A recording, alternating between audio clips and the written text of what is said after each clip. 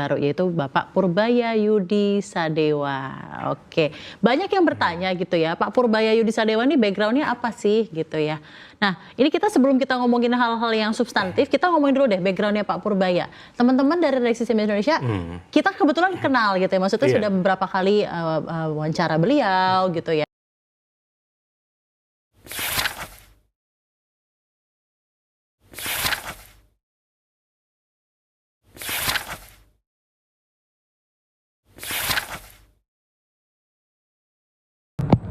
Selamat malam Bapak. Selamat malam. Oke, terima kasih atas waktu dan kesempatannya nih Pak. Pertama nih, gimana tanggapan Bapak setelah dibilang Menteri Koboi? Oh, Menteri Koboi. Itu gimana Pak? Menteri Koboi yang dibilang siapa tuh? Ibu Sri Mulyani. Oh, Pak? Ibu Sri Mulyani. Iya. Saya juga kaget juga ya tiba-tiba kan beliau bilang saya koboi gitu, Menteri Koboi itu seperti itu ya. Sebenarnya ya, memang gaya komunikasi saya ya mungkin yang belak-belakan gitu atau ngomong yang ada di pikiran saya. Ternyata setelah saya diberitahu oleh teman-teman rekan-rekan saya, ternyata memang untuk acara formal itu harus menggunakan kalimat-kalimat formal seperti itu, seperti sesuai dengan kaidah-kaidah yang ada di instansi tersebut. Nah, saya juga mau minta maaf ya kepada teman-teman atau rekan-rekan media atau orang yang merasa tersinggung dengan gaya bahasa saya yang memang belak-belakan pada saat itu, sehingga saya juga sedang belajar untuk ya bisa dibilang untuk memahami atau dalam tanda kutip tuh mempelajari hal-hal yang boleh dan tidak boleh diucapkan di publik gitu. Ternyata pas saya ngomong kayak gitu tuh viral ya. Jadi ya saya juga merasa bahwasannya memang itu kesalahan saya atau ketidaktahuan saya mengenai hal-hal tersebut seperti itu. Oke Pak. Oh iya, kemarin ada yang viral tuh Pak, katanya anak Bapak membuat status bahwasannya Bapak saya berhasil menyingkirkan agen CIA. Nah, itu tanggapannya gimana Pak? Itu tanggapannya tentu saya sebagai Menteri Keuangan ya, saya meminta maaf juga kepada Ibu Sri Mulyani dan permintaan kedua kali saya terkait hal itu, karena memang anak saya itu masih anak kecil dan belum mengetahui apapun gitu. Jadi memang pure salah saya gitu dalam istilah untuk mengontrolnya. Tapi saya sudah melakukan take down terhadap semuanya. Saya menyuruh dia untuk nggak bermain Instagram atau sosial media supaya tidak ada opini-opini yang ia buat gitu. Jadi sehingga saya suruh dia untuk jangan main sosmed lagi lah gitu. Saya juga bingung tuh kemarin tuh, aduh gimana ini itu.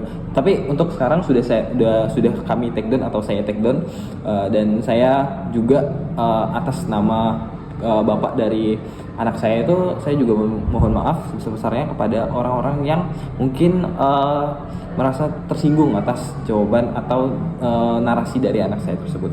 Untuk sekarang sih video tersebut sudah saya take down, sudah kami clearkan semua. Jadi ya itu solusi yang kami tawarkan, dan permohon maaf kami sebesar-besarnya sih. Oke Pak. Lalu ada kabar katanya Pak, Bapak berencana untuk memindahkan dana negara yang ada di BI di Bank Sentral itu untuk disalurkan ke bank-bank BUMN. Itu gimana Pak? Itu sebenarnya sudah saya rancangkan ya sebelum saya menjadi menteri itu.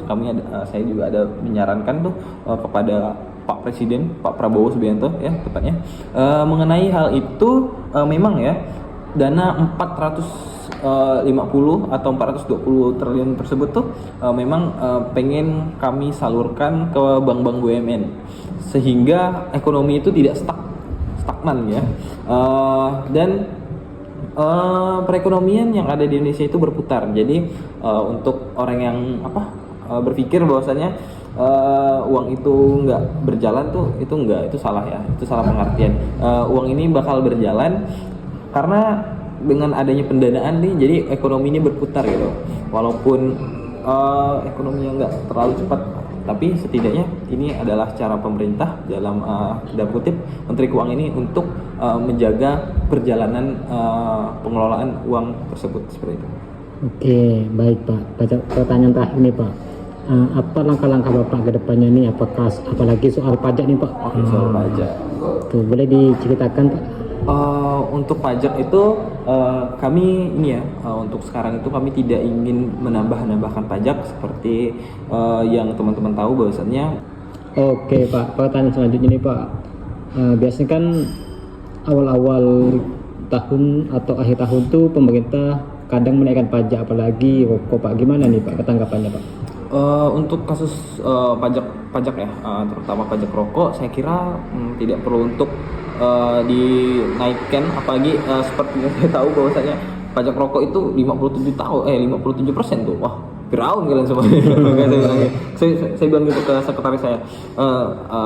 Dalam artian begini teman-teman media, kalau semisal ya pajaknya ini terus dinaikkan, apalagi pajak rokok ini dinaikkan, perputaran ekonomi itu akan melambat. Apalagi daya saing dari rokok resmi dan rokok ilegal ini saling berkebelakangan, di mana rokok yang yang resmi ini malah dijadikan tidak ada pasarnya gitu, dinaikkan gitu. Terus sedangkan rokok-rokok ilegal tuh bertebaran yang ada di Indonesia. Jadi nanti kami akan berkoordinasi ya dengan teman-teman saya mengenai hal ini.